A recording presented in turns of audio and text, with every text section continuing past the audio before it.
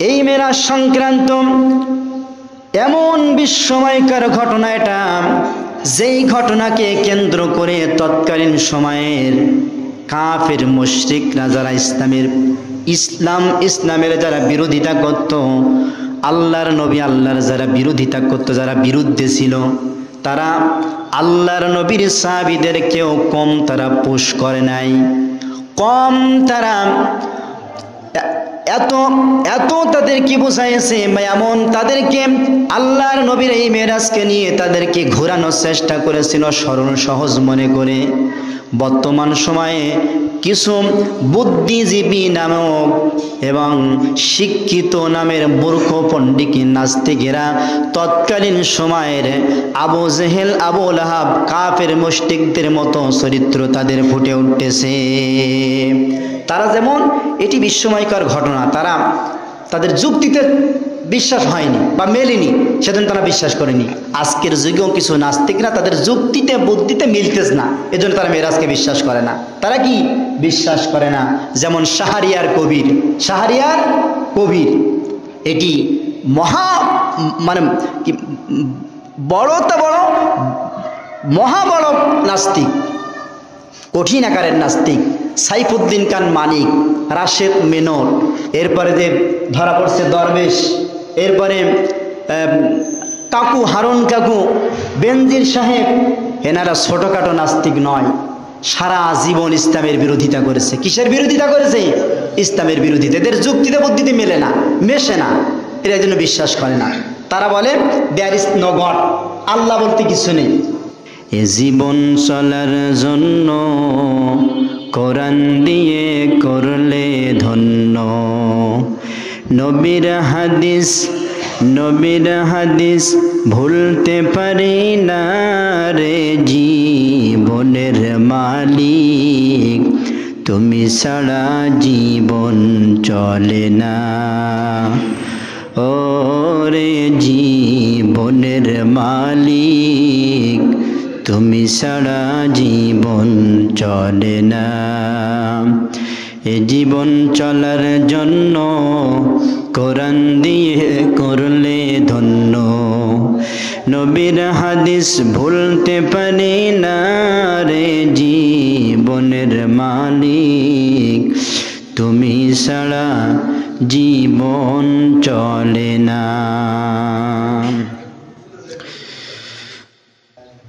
মুআজ্জাজ মুহতারাম সম্মানিত মসজিদের কমিটি, কর্তৃপক্ষবৃন্দ, মুসল্লিয়ান ইকরাম,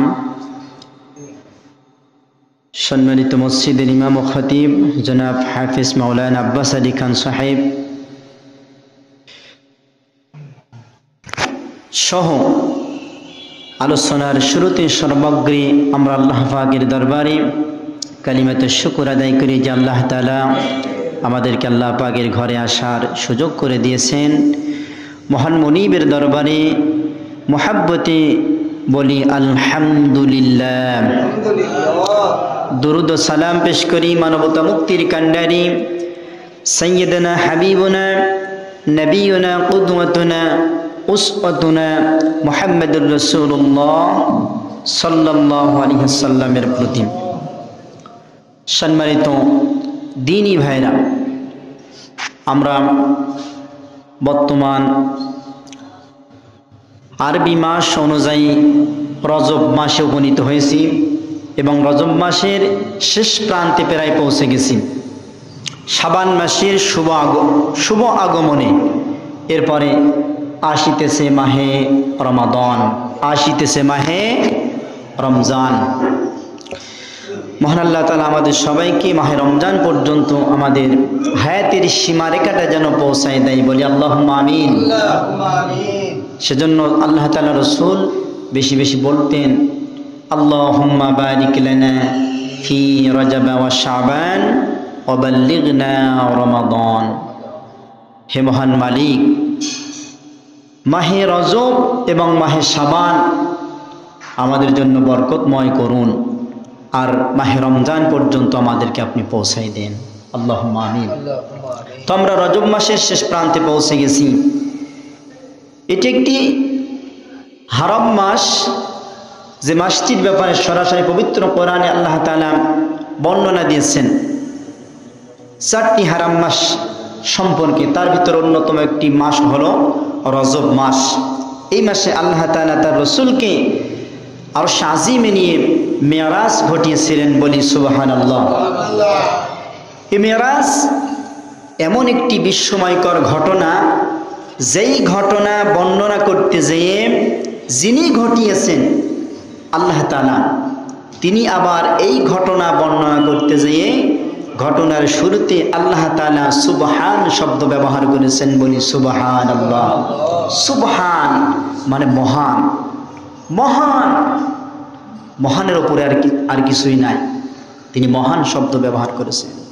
কোরআনে কারীমে রব্বুল আলামিন বলছেন সুবহানাল্লাযী আসরা বিআবদিহি লাইলাম মিনাল মাসজিদিল হারামি ইলাল মাসজিদিল আকসা। তিনি সেই মহান সত্তা যিনি তার প্রিয় হাবিব মুহাম্মদুর রাসূলুল্লাহ সাল্লাল্লাহু আলাইহি ওয়াসাল্লামকে মেরাজ করিয়েছিলেন, মসজিদুল হারাম থেকে মসজিদে আকসায় নিয়েছিলেন। এরপরে সিদরাতুল মুনতাহা, লৌহ কলম, আরশ আজিম, জান্নাত দেখাইলেন, জাহান্নাম দেখাইলেন, কুল কায়নাত দেখায় আল্লাহ তাআলা তার প্রিয় হাবিবকে মেরাজ ঘটায় আবার আল্লাহ তাআলা তার জমিনে পাঠাইছিলেন, বলি সুবহানাল্লাহ। সম্মানিত ভাইরা, মেরাজের ঘটনা দীর্ঘদিন যাবত আমরা শুনে আসছি, কারণ এই ঘটনা নতুন কোনো ঘটনা নাই, নতুন কোনো ঘটনা নাই। উচিত হলো আমাদেরকে ঘটনা থেকে শিক্ষা নেওয়া। এই ঘটনাকে যারা অস্বীকার করে, বিশেষ করে নাস্তিকবাদীরা, তারা মেরাজকে বিশ্বাস করে না, কারণ এটা একটি বিস্ময়কর ঘটনা। এই ঘটনা বিশ্বাস করার মতো নয়, কিন্তু মুমিনরা বিশ্বাস করে কেন? এই ঘটনা বর্ণনা করেছেন আল্লাহ তাআলা। এই ঘটনা সংক্রান্ত, এই ঘটনাকে কেন্দ্র করে অনেকগুলো হাদিস এসেছে। হাদিসের ভিতরে মেরাজ সংক্রান্ত বিষয়ে নবী করিম সাল্লাল্লাহু আলাইহি ওয়াসাল্লাম তিনি নিজেই বর্ণনা করেছেন, সুবহানাল্লাহ। সেজন্য মুমিনরা এটি বিশ্বাস করে। যারা নাস্তিক, যারা মুরতাদ, যারা মুশরিক, তারা এই মেরাজকে বিশ্বাস করে না। তবে মেরাজ থেকে প্রথমত যে শিক্ষাটা আমাদের নেওয়ার দরকার, সেটি হলো এমন কিছু কিছু বিষয় ইসলামের ভিতরে আছে যেটা হয়তো আপনার আমার মেধায়, যুক্তিতে, বুদ্ধিতে মেলবে না, কিন্তু আল্লাহর বিধান, এটা মানতে হবে। এটা কি মানতে হবে? অনেক কিছু বিষয় আছে, যেমন অজু নষ্ট হওয়ার যে সমস্ত কারণ আছে, যেই কারণে অজু নষ্ট হয়, আমরা যখন অজু করি তখন কি সেই জায়গাটা ধুই না হাত মুখ ধুই? হাত মুখ, হাতে যদি কোনো ময়লা কিছু লাগে, মুখে কিছু ময়লা কিছু লাগে, তাহলে কি অজু ভাঙে? তার অজু তো ভাঙে না। তাহলে আমরা অজু, যেই কারণে অজু নষ্ট হয়, আমরা সেখানে না ধুই, আমরা হাত মুখ ধুই। তাহলে নাস্তিকদের যুক্তি যদি হয় যেইখানে ময়লা লাগছে বা যেই কারণে অজু ভাঙছে সেখানে ধুইতে হবে, তাহলে সে উজু হবে, নাস্তিকদের যুক্তি। কিন্তু আসলে তা নয়, এটা আল্লাহ তাআলার হুকুম, এটা আল্লাহ তাআলার বিধান, আল্লাহ অর্ডার করেছেন, সেজন্য আমরা করি। তায়াম্মুম করি, আমরা শুকনা মাটি দিয়ে, পবিত্র মাটি দিয়ে আমরা তায়াম্মুম করি। এটার অনেক, যদি যুক্তিতে বুদ্ধিতে যদিও না মেনে, আল্লাহর বিধান আমাকে মানতে হবে। আমাকে কি মানতে হবে? অনেক কিছু বিষয় আছে যেগুলো আপনার আমার সূক্ষ্ম জ্ঞানে মিলবে না, কারণ যিনি মহাজ্ঞানী, মহা এলেমের ভান্ডারের মালিক, জ্ঞানের ভান্ডারের মালিক, তিনি হচ্ছেন আল্লাহ সুবহানাহু ওয়া তাআলা। তিনার জ্ঞানের কাছে আমরা একেবারেই নগণ্য। কোরআনে কারীমে রব্বুল আলামিন জ্ঞান সম্পর্কে বলছেন, ওয়ামা উতিতুম মিনাল ইলমি ইল্লা কলিলা। মহান রব্বুল আলামিন তেনার জ্ঞানের ভান্ডার থেকে, এলেমের ভান্ডার থেকে একেবারে সামান্যতম জ্ঞান আল্লাহ আমাদেরকে দিয়েছেন, বলি সুবহানাল্লাহ। একেবারে সামান্যতম জ্ঞান দিয়েছেন। এই জন্য এই সামান্যতম জ্ঞান বিজ্ঞানীদের, সামান্যতম জ্ঞান চিকিৎসকদের সামান্যতম জ্ঞান, বিসিএস ক্যাডারদের, প্রশাসনদের, সরকারদের, এমপি মন্ত্রী মিনিস্টারদের আমাদের সামান্যতম জ্ঞান। যিনি মহাজ্ঞানের মালিক তেনার জ্ঞানের সাথে সামান্য জ্ঞান আসলেই কি মেশে? আসলেই কি মিলতে পারে? পারে না। তাহলে তেনার যে বিধান সেটা আমরা কিভাবে যুক্তি বুদ্ধিতে সব কিছু মেলবে? সব কিছু তো মেলবে না। এজন্য সব কিছু যুক্তিতে বুদ্ধিতে নাস্তিকদের না যদিও মেলে, আমাদের মেলে, কারণ আমরা মুমিন এবং ইমানদার দাবিদার, আমরা মুসলিম দাবিদার, আমরা বিশ্বাস করি। আমাদের মেলার দরকার নাই, আল্লাহর বিধান এটা আমরা বিশ্বাস করি, বলি সুবহানাল্লাহ, আমরা বিশ্বাস করি। আমার প্রিয় মুসলমান ভাইরা, তাহলে মেরাজ থেকে সর্বপ্রথম শিক্ষা হলো আমাদের জন্য এমন কিছু কিছু ঘটনা, এমন কিছু কিছু হুকুম আছে, বিষয় আছে যেগুলো আমাদের যুক্তিতে বুদ্ধিতে মেলবে না, কিন্তু আমাদেরকে মানতে হবে, কারণ আমরা মুমিন, এক নাম্বার শিক্ষা।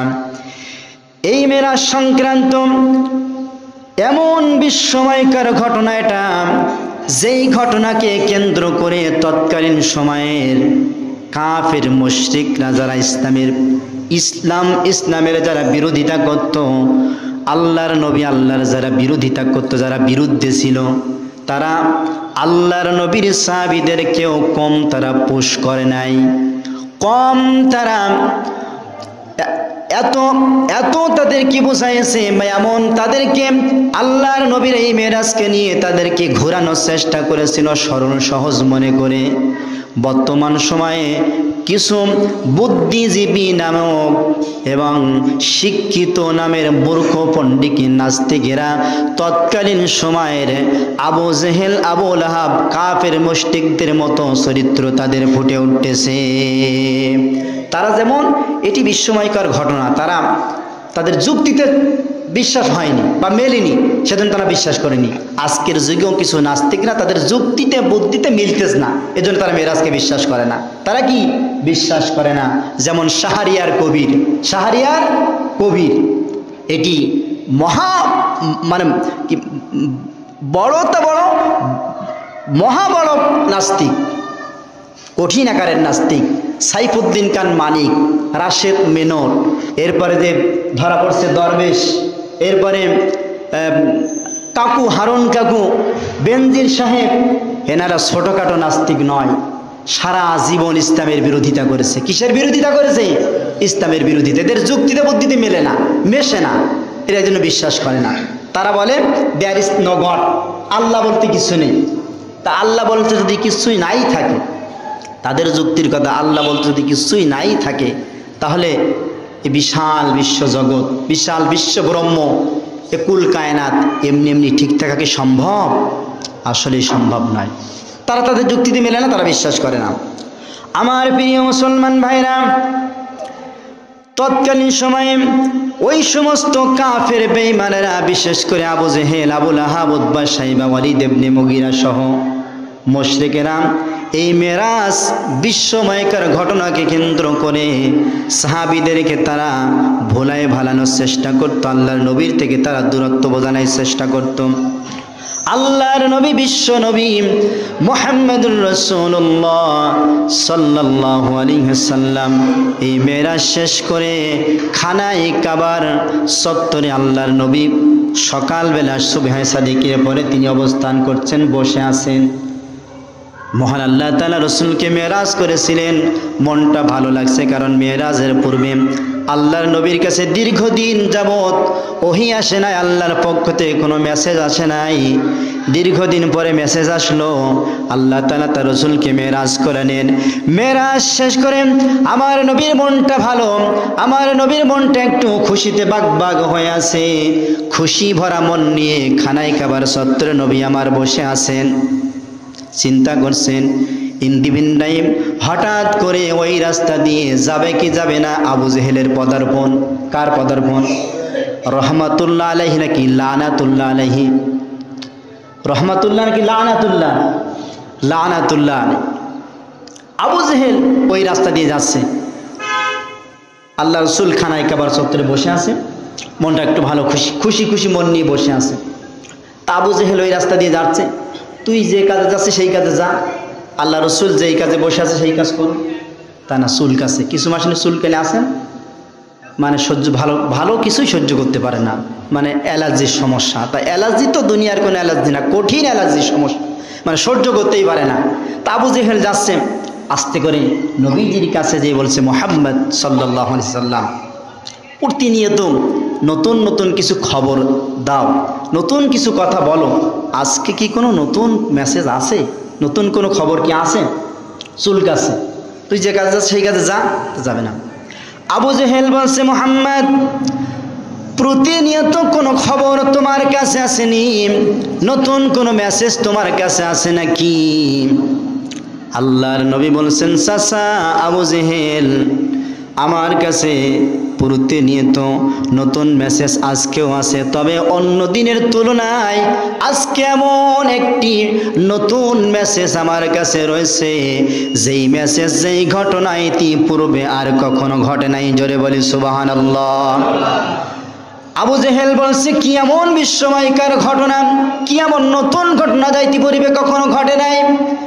আল্লাহর নবী বলছেন চাচা গেল যে রাত, গত যে রাত, এই রাতে বিশ্ব জাহানের প্রতিপালক মহান আল্লাহ তাআলা, আল্লাহ সুবহানাহু ওয়া তাআলা আমাকে মেরাজ করিয়েছিলেন। বলি সুবহানাল্লাহ। চাচা গত রাতে আমি, আমার মহান মালিক আমাকে মেরাজ করিয়েছিলেন। অনেক লম্বা ঘটনা, অর্থাৎ উম্মে হানির ঘর থেকে মসজিদুল আকসা থেকে মসজিদুল হারাম, এরপরে লৌহ কালাম, সিদরাতুল মুনতাহা, আরশে আজিম, জান্নাত, জাহান্নাম, এই গোটা দুনিয়া, গোটা কুল কায়নাত ঘুরে আসা একটি রাত্রি আসলে কি সম্ভব? আসলে কি সম্ভব মনে হয়? এটা তো বিশাল ব্যাপার। দেখেন তাদের যুক্তি। রাসূল কারীম সাল্লাল্লাহু আলাইহি ওয়াসাল্লাম যখন বলছেন চাচা এই সব কিছু ঘুরায়ে আল্লাহ তাআলা একটা রাতের ভিতরে সব কিছু ঘুরায়ে আল্লাহ তাআলা আমাকে আবার এই খানায় কাবার এখানে আসা পর্যন্ত আল্লাহ তাআলা আমাদেরকে পৌঁছাই দিয়েছেন। আবু জেহেল ব্যাঙের মতো একটা ঝাঁপ দিয়ে উঠছে, সুযোগ তো পাইছে যে এতদিন তোমাকে মাজনুন অর্থাৎ যে পাগল বলে প্রচার করেছিলাম, এটা খুব একটা কার্যকর হয়নি, তবে এই হলো সুযোগ। এমন ঘটনা শুনলাম, এই ঘটনা শুনে গোটা মক্কা মুআজ্জামার মানুষদেরকে তুমি যে পাগল, এই পাগল প্রমাণিত করা সহজ, কঠিন না সহজ হবে? তার ভাষায় সহজ হবে।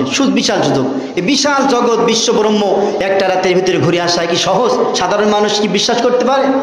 এই কথা শুনে আবু জেহেল লাপাতে লাপাতে আনন্দ করতে করতে সর্বপ্রথম চলে গেছে সাইয়েদনা আবু বকর সিদ্দিক রাদিয়াল্লাহু তাআলা আনহুর কাছে। আবু বকর রাদিয়াল্লাহু তাআলা আনহু তিনি কিন্তু খুব সরল মানুষ।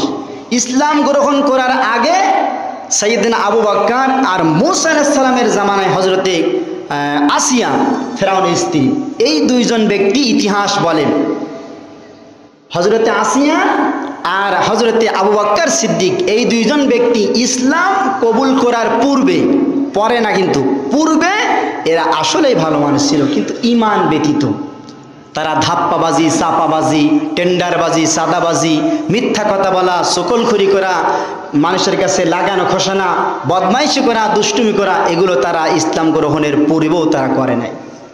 এই দুজন ব্যক্তি ইসলাম বলে। তা আবু জেহেলের টার্গেট, কারণ যারা মুসলমানদের বিরোধিতা করে, ইসলামের বিরোধিতা করে, তারা কিন্তু একেবারে গরম মাথায় কাজ করে না, তারা খুব সূক্ষ্ম মাথায় কাজ করে, চিল্লাবাল্লা করে, মানে মাথা গরম করে তারা যখন তখন কিন্তু কাজ করে না, তারা তাদের ব্রেন খাটায় যে কোন কাজ কিভাবে করলে এটা কার্যকর হবে, তারা চেষ্টা করে। কিন্তু ইসলামের বিরোধিতা করে, আসলেই ইসলামের বিরোধিতা করার জন্য যত টাকা পয়সা খরচ করে, এরপরে যত মিডিয়া ব্যবহার করে, যত শ্রম দেয়, যত বুদ্ধি খরচ করে, যত মানুষ কাটায়, এক পর্যায়ে দেখা যায় ইসলামের জায়গায় থাকে, সব কিছু ব্যর্থ হয়ে যায়। কি হয়? সব ব্যর্থ হয়ে যায়। তা আবু জেহেলের চিন্তা, সবচেয়ে ভালো মানুষ হলো আবু বকর সিদ্দিক রাদিয়াল্লাহু তাআলা। তার কাছে যে এই খবরটা বলে, তাকেই যদি বশ করা যায় বা নবীজির কাছ থেকে দূরত্বে সরানো যায়, তাহলে মক্কা মুআজ্জামার মানুষদের কাছে মুহাম্মদকে পাগল প্রমাণিত করা অত্যন্ত সহজ হয়ে যাবে। আবু জেহেল শয়তান বদমাইশ নবীর কাছ থেকে বিদায় নিয়ে চলে গেল আবু বকরের কাছে। ডাক দিয়ে বলছেন, আবু বকর তোমার বন্ধু মুহাম্মাদের কাছ থেকে এমন একটা ঘটনা শুনে এসেছি যেই ঘটনা আদৌ কখনো শোনো নাই, তুমিও কখনো শোনে নাই, মক্কা মুআজ্জামার কোনো মানুষও শোনে নাই।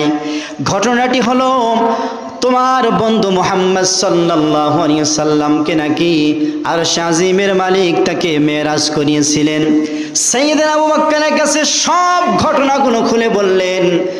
আবু বকরকে বলছে, আবু বকর তোমার কি বিশ্বাস হয়? সাইয়েদনা আবু বকর বলছেন, আবু জেহেল আমার বন্ধু মুহাম্মদ সাল্লাল্লাহু আলাইহি ওয়াসাল্লাম কি এই ঘটনা বলেছে? বলছে হ্যাঁ বলেছে। সাইয়েদনা আবু বকর সিদ্দিক রাদিয়াল্লাহু তাআলা আর কোনো কথা নাই, চলে আসছে আল্লাহ রাসূলের কাছে। আল্লাহ রাসূলের কাছে এসে সাইয়েদনা আবু বকর বলছেন, ইয়া রাসূলুল্লাহ হাবিবাল্লাহ, আবু জেহেল এই কথা বলছে। আল্লাহ রাসূল বলছে এটা তো আসলে সত্য কথা। আসলে কি সত্য কথা? সাইয়েদনা আবু বকর সিদ্দিক রাদিয়াল্লাহু তাআলা তিনি বলছেন যে আমার তো বিশ্বাস হয়, কিন্তু আপনার কাছে এসে সেটা আরো সত্য কথাটা মজবুত করে আমি বিশ্বাস করলাম, যাতে করে আমি ঘোষণা দিতে পারি যে রাসূল কারীম সাল্লাল্লাহু আলাইহি ওয়াসাল্লাম যা বলেছে তার ভিতরে কোনো সন্দেহ নাই। জোরে বলি সুবহানাল্লাহ। আবু বকরের টার্গেট কি সফল না ফেল? ফেল, ফেল হয়। সুতরাং সময় আর নেওয়া যাচ্ছে না। মেরাজের ঘটনাতে অনেকগুলো শিক্ষা রয়েছে।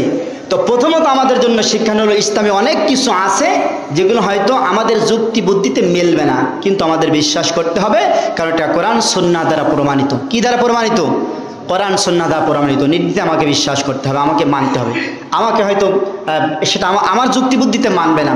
2 নাম্বার শিক্ষা হলো এমন কিছু কিছু বিষয় আছে যেগুলো আপনার আমার কলিজায়, আপনার আমার মেধায়, বুদ্ধিতে ইসলাম বিরোধী যারা তারা সূক্ষ্মভাবে আপনার আমার মাথার ভিতরে ঘুম ঢুকাই দিতে পারে। এই ব্যাপারে আমাদেরকে 2 নাম্বার শিক্ষা হলো সতর্ক থাকতে হবে। কি থাকতে হবে? সতর্ক থাকতে হবে। কারণ আমরা মুসলিম, আমাদের প্রথম টার্গেট হলো আমাদেরকে ঈমান বাঁচাতে হবে। কি বাঁচাতে হবে? আমাদেরকে ঈমান বাঁচাতে হবে। সম্মানিত হাজিরিন, আমরা যদি ঈমান বাঁচাই তাহলে আমরা ঈমানের বদৌলতে আল্লাহ তাআলা আমাদেরকে জান্নাত দিবেন। এজন্য আমরা আমাদের টার্গেট ঈমান বাঁচাবো। কারোর যুক্তিতে বুদ্ধিতে যদিও না মেলে, কোরআন সুন্নাহ দ্বারা প্রমাণিত হলে সেটাকে আমরা প্রাধান্য দেব। হয়তো আমার যুক্তিতে অমুক ব্যক্তিকে আমার ভালো লাগবে না, কারণ কি সে কোরআন মানে, সে ইসলাম অনুযায়ী জীবন গড়ার চেষ্টা করে। অমুক ব্যক্তিকে আমার পছন্দ হয় না, হয়তো আমার যুক্তিতে বুদ্ধিতে মেলবে না, কিন্তু দেখতে হবে আসলে সে কোরআন অনুযায়ী চলে, সুন্নাহ অনুযায়ী চলার চেষ্টা করে। আমার মতের বিরুদ্ধে হতে পারে, আমার মতের অমিল হতে পারে, কিন্তু সে কোরআন সুন্নাহ অনুমোদিত কোরআন সুন্নাহ দ্বারা চলার চেষ্টা করে। আমাকে তাকেই প্রাধান্য দিতে হবে, তাকেই কি প্রাধান্য দিতে হবে। এটা মেরাজ আমাদেরকে শিক্ষা দেয়। মহান আল্লাহ তাআলা আমাদের সবাইকে এই বিশ্বময়কার ঘটনা, অনেক লম্বা ঘটনা থেকে মাত্র 2টা শিক্ষা আমরা আমাদের বাস্তব জীবনে আমরা যেন আমল করতে পারি। মহান আল্লাহ তাআলা আমাদের সবাইকে সেই তৌফিক দান করুক। আল্লাহুম্মা আমিন। হাযা মা ইনদি।